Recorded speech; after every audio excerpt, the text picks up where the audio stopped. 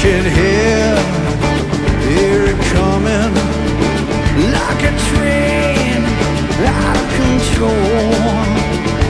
Surely leaves you wondering exactly where your ticket goes. Scream the conductor, he's been dead for 20 years. You're the other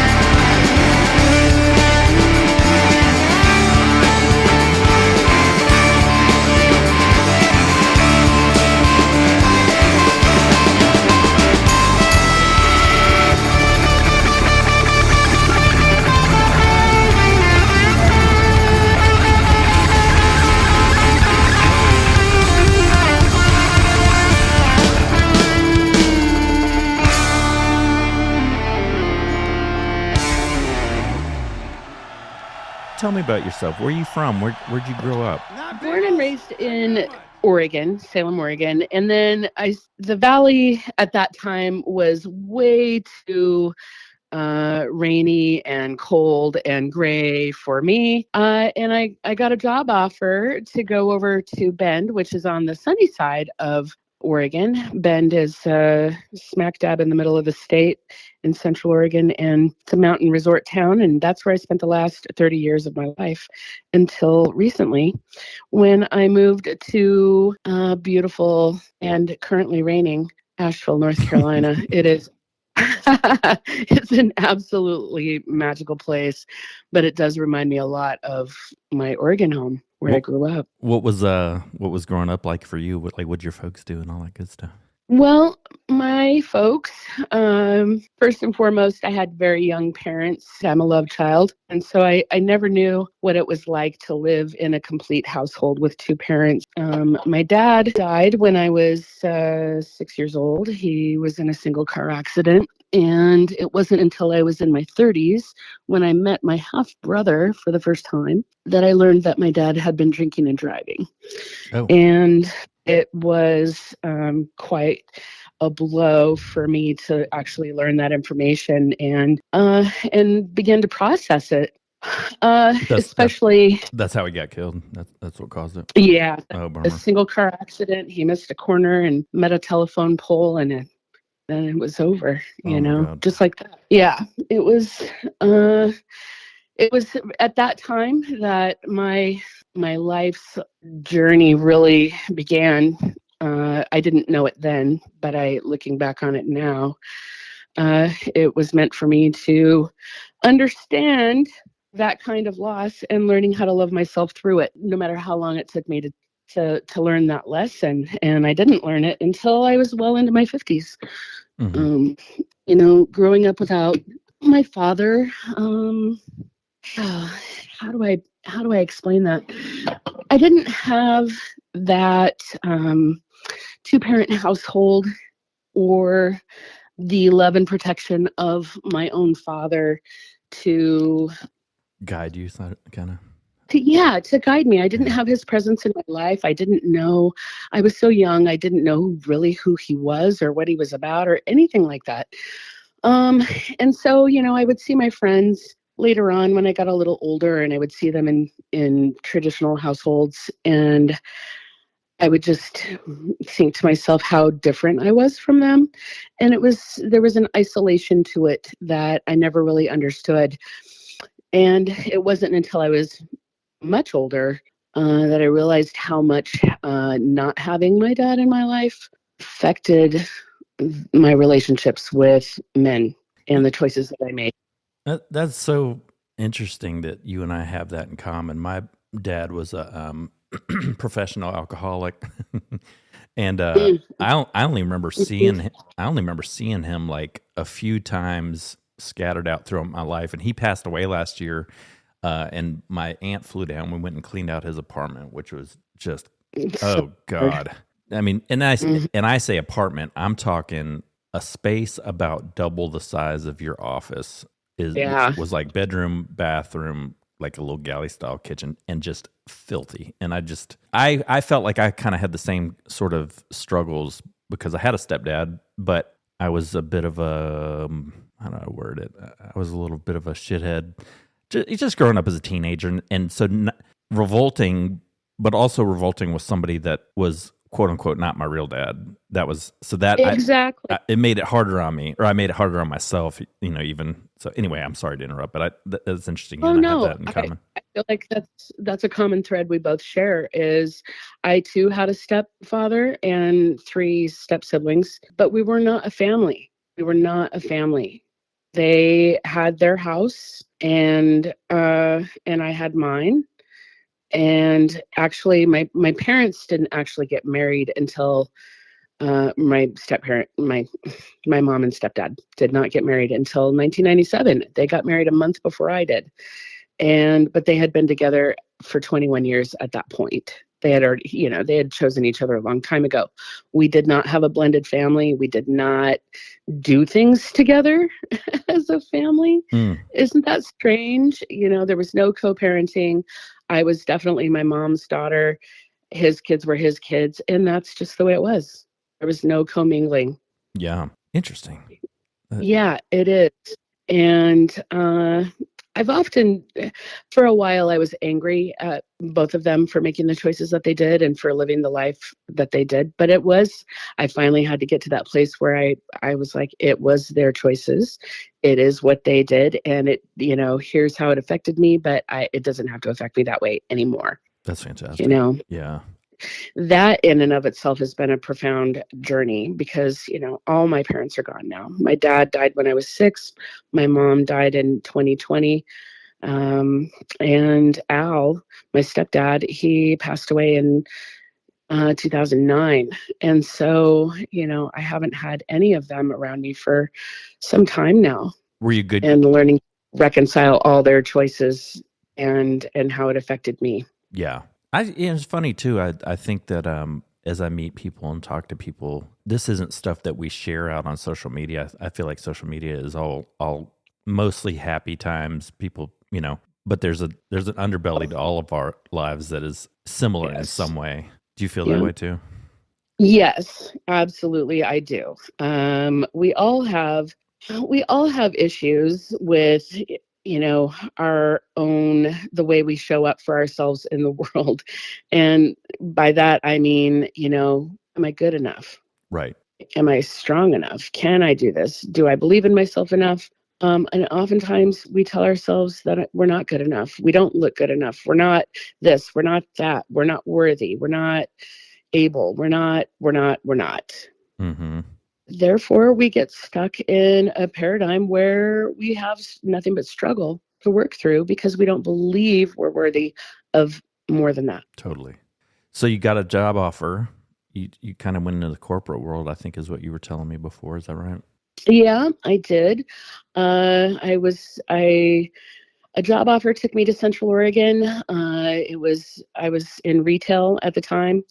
And I knew I wanted to actually leave that company. We were living in Portland at the time, and I was not loving the company that I was with. Just the work itself was just ridiculous. But retail was very much a part of my early years as a young adult, working through school and it became work that I could do with my eyes closed, and I was really good at managing people and getting things done.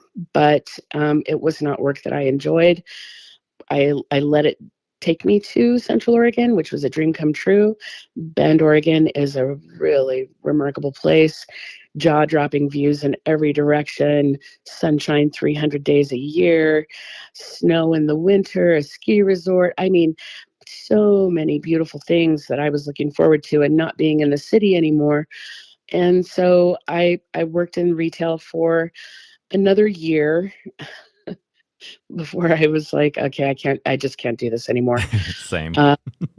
My then husband and I put money down to buy a restaurant, and we both quit our jobs, and we're getting ready to purchase a restaurant. And on closing day, we ended up not getting some of the things that were really important. The owner of the business changed things up at the very last moment, and so we pulled our money out and we said, no, we're not going to do that. And then we just looked at each other and went, let's hit the road.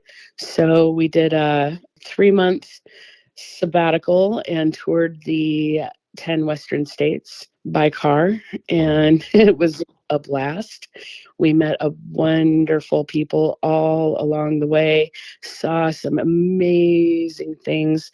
And if there's a side note to anything in this is get out and see the world around you. There's so much that you can't see when you just stay put. No doubt. And that was just a really life-changing adventure. And when we got home, I went into banking and he went on to get hired with a major food corporation, worldwide food purveyor, and we thus began many years of marriage, 32 years. That's fantastic. And then eventually you made a change to you. Do you still do the life coach aspect of your professional? You do? Okay. Yeah. In 2020, I lost my mom at the very beginning of 2020. She was an early casualty of COVID. It was before we had testing, before we had vaccination or anything, but all the signs were there. It was at that moment. I was in real estate at the time. I had been in real estate for about 12 years at that point. And I loved it. I loved real estate until I didn't. And it was really evident to me at that time when my mom died that I wasn't loving real estate. And that was the first axe to fall. But that didn't happen quite yet. After I lost my mom, I went to New York to see my favorite band for 5 nights with a person that I had only known in Facebook land. She was a fellow fan of this band, and she said, I want to celebrate you. I had just gone through 2 knee surgeries. Let's dance and celebrate those new knees. I want you to do this with me and come to New York. Would you do it? And I got the okay from my doctors after my surgery to go out and do that. And while I was there with her, she said, why aren't you a life coach? You do this stuff every day. You should be making money with this. And I was like, I don't know. What even is a life coach? I have no idea what that even means. I had heard the term, but I really hadn't stopped long enough to understand what coaching really is. And it's vast. I mean, coaching can be anything from, accountability and setting goals to helping people relieve deep stressors and traumas and so on, and spiritual growth. And that's where I landed in my coaching. But at that time, she planted some seeds, and by later in that year, by October, I was enrolled in an accredited coaching program that changed everything for me, because I had realized through my mom's passing that life was just too short to be unhappy. I was not happy in my career, even though I was really good at it. I was not happy in my marriage, even though, longevity says otherwise, Right. The smiling faces that people would see at any given time was not indicative of what was really happening. And then, I had a kid who was struggling through middle school during the pandemic, and early high school through the pandemic, and ADHD, and how do we manage that? And it's just a ton of stressors. And I was like, man, life should not be this hard. Mm-hmm. And through my coaching education, it really helped me process the grief of my mom's passing. We were very close, but it also showed me some things within myself that I needed to really step up and look at. And it was the limiting beliefs. I'm not good enough. I'm not this. I'm not that. I'm not worthy. And I really took it to heart, and I started coaching myself. I knew that I would be much better suited to serve people once I understood the journey. And it's something that I still hold very true throughout my coaching and breath work. I never ask my clients to do things for themselves that I myself have not done, because I need to understand what the possible outcomes might be for them. And I wouldn't know that if I didn't experience it myself. Yeah. It's been a very deep and profound journey for me. Speaking of somatic breathwork, I'm pronouncing it right, first of all, right? Yes, you are. Okay. So you and I had an opportunity. I'd shared with you when we were hanging out in Asheville, kind of stressors in my life. I just got laid off last week, which is a bummer, but I'd kind of been dealing with some things for the past handful of years that I was sharing with you when we were hanging out. And you and I had an opportunity the other day to do a session. And it was really, I think me, because I'm a little bit of a guarded individual, it was nice for me to have met you first. Because it made me a lot more comfortable when we were able to connect via Zoom. But I wrote some notes down, and I was going to read you this. This was after our session, and I wanted to share this with you. Would this be okay? Absolutely. And this is yes. Yeah, and tell me about somatic breathwork. I guess we should touch on that first. Okay. First and foremost, I want to tell you that I purposely did not delve in with you after our session as I normally would, because I wanted to hear it for the first time here. Yay. So, and I'm super glad. Somatic breathwork. So soma is the Greek word for body. And work, of course, is, breathing at intervals that are directed by me every session, regardless of its time frame, whether it's a full journey, which is a 2-hour time frame, a reset like what we did, which is a 1-hour time frame, grounding, and so on. Each session will have a clearing round, breath hold, a repatterning round, and another breath hold, and then integration time, whether it's a 5-minute round or a 2-hour journey session. So we somatic breathwork stimulates the sympathetic state first within the body and the nervous system to get you into what I would call an agitated state, an activated state, where whatever it is that has been held on to for too long, maybe it's actually settled in your body somewhere, causing pain or some sort of tension. We breathe into that. We breathe into the body. We are able to stimulate what needs to be released. And oftentimes it's not even what you think it's going to be. Sometimes it is, but most of the time there's other ancillary things that are dancing around that have been stuffed down for a very long time that come to the surface.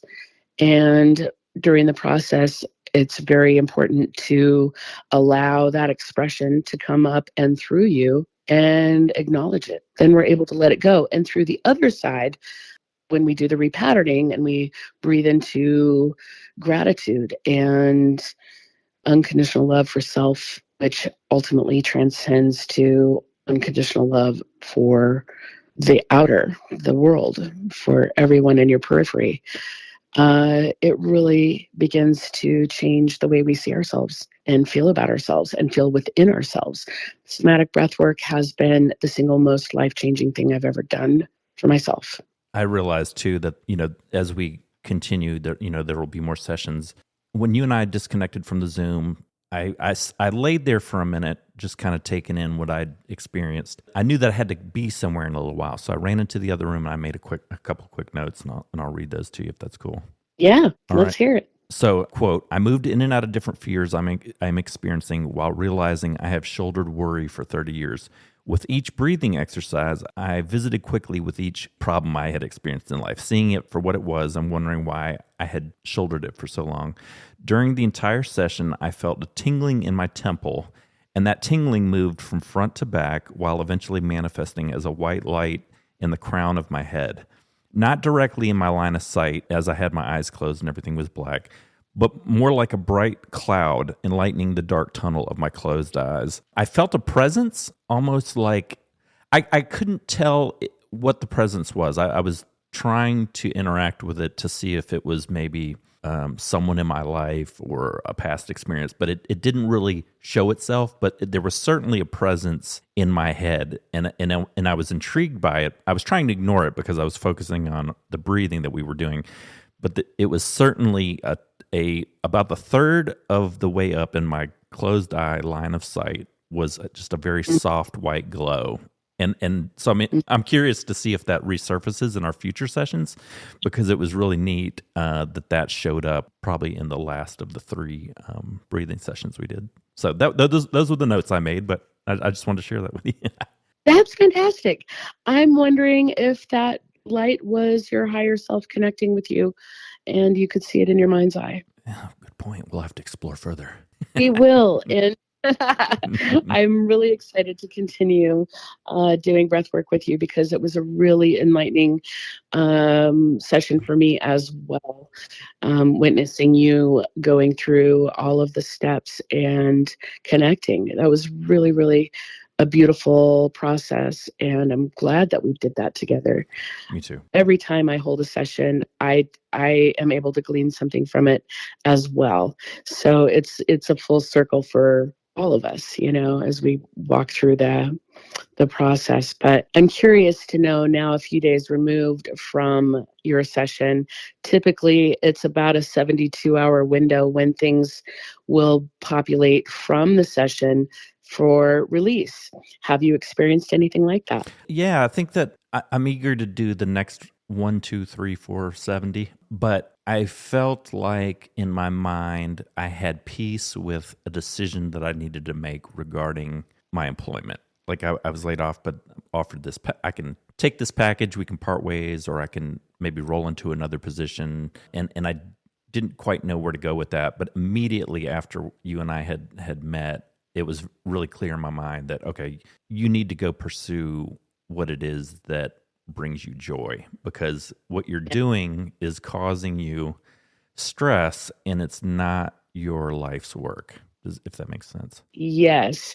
And that's everything right there, to be able to have that, what I would call a profound realization, that, because our work and what we do is our expression to the world. When we're not doing what we are actually here to do, the work that we do should bring us great joy. It shouldn't feel like work. It's interesting too, and I've thought a little bit about this in anticipation of this conversation.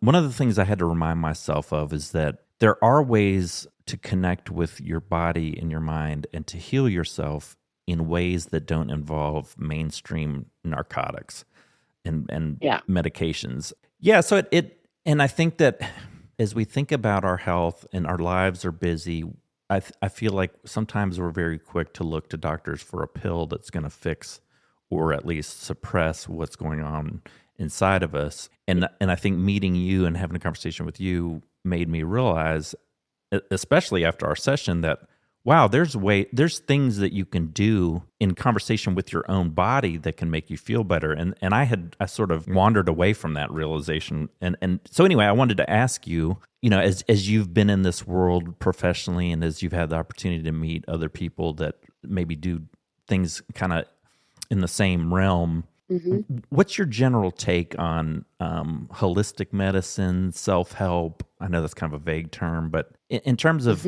doing things to help yourself rather than looking to mainstream medication.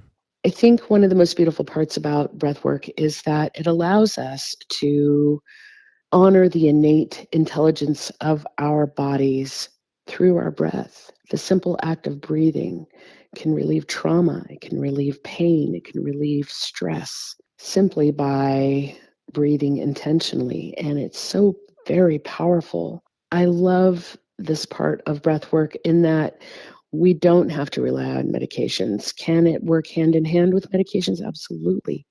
But when we are able to tap into our own ability to regulate our nervous system simply by breathing intentionally, it gives us so much more than a medication ever could. We're learning to rely on ourselves. We're learning to honor our feelings and sensations within our bodies and our psyches.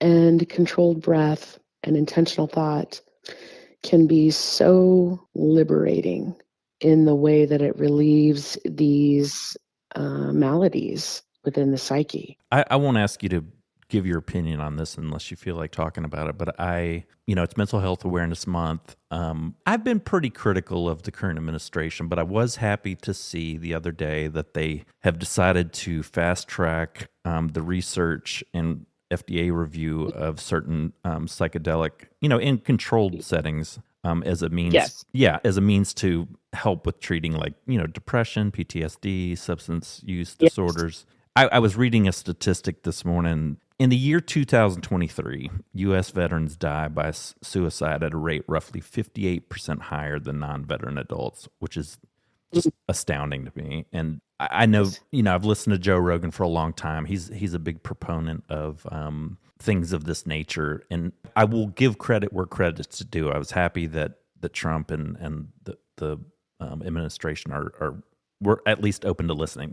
Nothing's happened yet. They've only agreed to fast track research and things of that nature. But mainly, it looks like they're going to focus on ibogaine and psilocybin. Yeah, I have a lot to say about that. Awesome. I think it's, any opinions on the political part of any of it is, I'll keep that to myself. Sure. However, I am super excited that research has been put to the forefront, because everything around it is pointing to major breakthroughs for humankind, especially people who have complex traumas, PTSD, CPTSD, and veterans are at the forefront of that. And this research is absolutely monumental right now. And there are amazing places that have been doing incredible work. We have a beautiful place here in North Carolina, dear friends of mine who are doing incredible work with psychedelics and deep psychology. The results that they see for their clients is astonishing, the progress that they're able to make. And it is absolutely imperative that we get this research underway right now. But it's also really imperative that we don't let big pharma take the natural pieces of these substances that grow and are providing cures and deep help for people. It's important that we don't allow big pharma to destroy the actual components by commercializing and trying to capitalize on the natural things that are helping people right now, because the psilocybin, the ketamine, and so on are just absolutely providing relief for people in ways that we never saw coming. And I am super excited for the work that's being done right now. The Pearl here in North Carolina is doing that beautiful work. I was fortunate enough to attend a symposium a couple of weeks ago on Bicycle Day, and witnessing the brilliant minds inside of the research and medical practices around psychedelics. It's phenomenal. These people are breaking down barriers in ways that are so meaningful to the recipients. And I feel like we're just learning right now how important this is to humankind as a whole, for well-being, for wellness, for balance. And we're just now starting to tap into it. So it's very exciting time. So I will say thank you to the current administration for actually recognizing the importance of it. Absolutely. And bringing it forward in a meaningful way. So I'm here for it. Yeah, me too. Speaking of mental health and helping others, you and I had a chance to geek out a little bit about music when we were visiting, and you some time ago you created a Facebook group called Climb to Safety. Wondering maybe what your intentions were behind the group, because I know that a lot of people get a lot of not that anybody gets anything from it. It provides a forum for people to interact in a way that I think is needed, and I see people sharing personal anecdotes, people giving support for others. How did that come about, and what made you create that group? Oh, thank you for asking me about that. Climb to Safety is something that means a great deal to me. It is coming up to its 7th birthday here in July. It's a group that I started after witnessing a lot of discontent in the music community that we both are a part of. And I would see people in our larger groups, there 50,000 people in a virtual city of music fans, right? And every once in a while, somebody would say, "Gosh, I'm so depressed. I just need somebody to talk to. I want to hurt myself, or I don't know what to do. This X, Y, and Z just happened.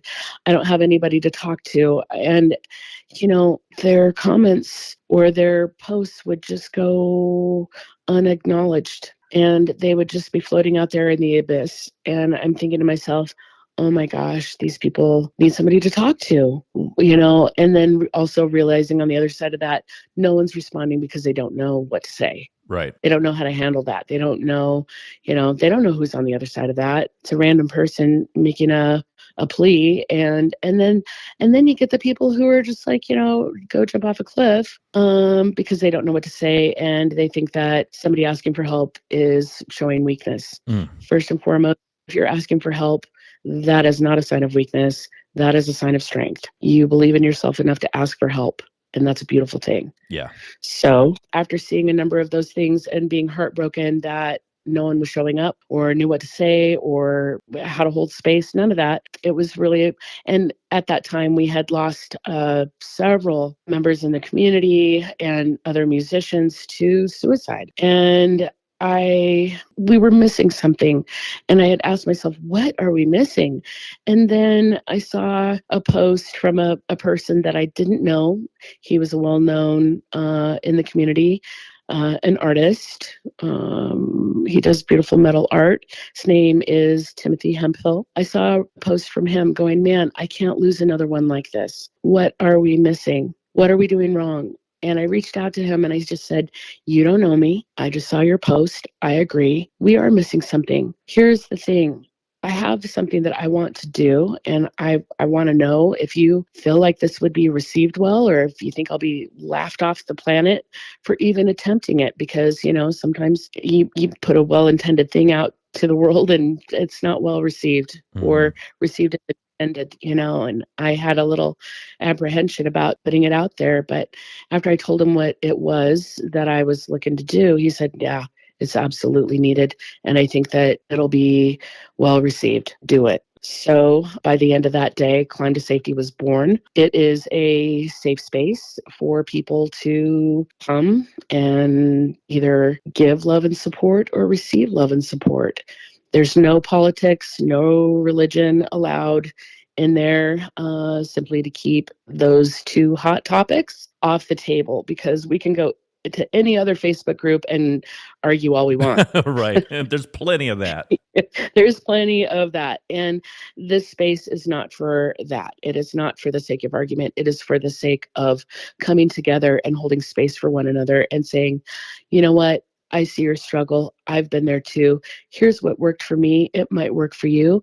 But more than that, it is a place to recognize that we're all just human beings having a human experience. And at the end of the day, we're all just walking each other home. That's right. And I feel that it's really important for us to be able to have a place where we're not being judged, where we can set it down and have human experiences be received by others with empathy and clarity, when we ourselves might not have that in our own space for what we're experiencing. Clarity is often something that comes after the struggle, not during it. And sometimes, when we're able to voice what it is that is on our hearts or what's happened, the clarity that comes from the other people who have either gone through something similar or something of that nature, and they share back, and the conversations that come out of that, and the friendships that have come out of that, not just for my own personal self, but for other people in the group, is just a beautiful thing. I'm super proud of Climb to Safety. It has been received as intended.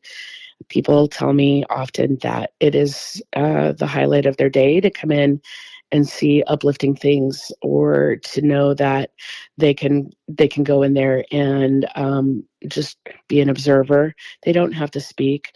about anything if they don't want to, but they can go in and observe other people doing that and then be able to take something from it, to learn something. Because really, ultimately, everything we experience in life, all the people, every day, every experience, going to the bank, driving to the store, all a lesson, every bit of it. Every interaction is a lesson. What are you going to take from that? What are you going to you're going to keep repeating the same patterns over and over and over? Or can you read a story from your friend and realize that the same pattern that they've been repeating, that you've been repeating, you can choose something different for yourself and have a different outcome. Bravo. You're a beautiful soul, Priscilla Tofte. Thank you, Ario. I feel like you are a beautiful soul as well. I feel like certain people come into our lives at just the right time. And I feel like you are one of those people for me. I really just think you're the bee's knees. And I love what you're doing with True Conversation. I think that it's really a beautiful thing to show what's going on out in our music community, but not just the music community itself, but, the world, what people can do, what we're all experiencing is a certain point in time. And it's not all doom and gloom, is it? No. No. How do people get in touch with you if they want to reach out? That was a legit piece of feedback that I'd written down right after our session, and I can't emphasize enough how much I'm looking forward to our future sessions. But for people that maybe have some interest, want to get in touch with you, what's the best way to find you? How do people get in touch with you? Thank you. My website is currently under construction, but you can find me on Facebook or Instagram. Facebook is Priscilla Tofte, Tofte. And just simply send me a message or a friend request and we can chat there. Or you can find me on Instagram at Souljourn Daily or pris.tofte and message me there, and we can connect and talk about what it is that you want to work through.